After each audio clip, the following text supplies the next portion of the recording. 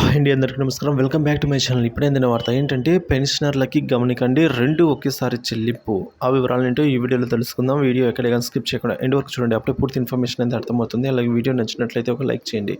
ఇంకా ఎవరైనా మన ఛానల్ కొత్తగా చూస్తూ సబ్స్క్రైబ్ చేసుకున్నట్లయితే వెంటనే మన ఛానల్ని సబ్స్క్రైబ్ చేసుకుంటారు. నేను చేసే ప్రతి ఒక్క వీడియో మీ వరకు రీచ్ అవుతుంది.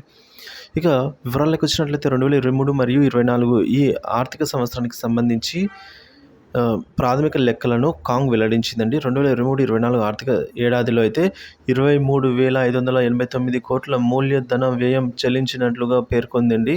సో అలాగే ఉపాధ్యాయుల వేతనాలు, పెన్షనర్ల వ్యయం బడ్జెట్ కేటాయింపు అంతకు మించి అయినట్టు కాంగ్ గణాంకాలు చెప్తూ ఉన్నాయి. ముఖ్యంగా పెన్షన్లకు చెల్లించిన అమౌంట్ భారీగా చెల్లించినట్లే తెలుస్తుంది. సో గణాంకాలు అయితే ఇలా చెప్తున్నాయి. అయితే పెన్షనర్లకు రావాల్సిన బకాయిలు చెల్లింపులు చేయవలసి ఉంది. ఈ బకాయిలు మొత్తం చెల్లిస్తామని చెప్పి హామీ ఇవ్వడం జరిగింది.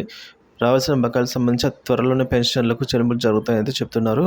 పెన్షన్ కోసం బడ్జెట్లో 21,183 కోట్లు కేటాయించగా 21,694 కోట్ల వ్యయం అయిందని పేర్కొన్నారు. పెన్షన్కు సంబంధించి ఇక్కడ అమౌంట్ మాత్రం అధికారికంగా ఇవ్వడం జరిగిందని చెప్తున్నారండి.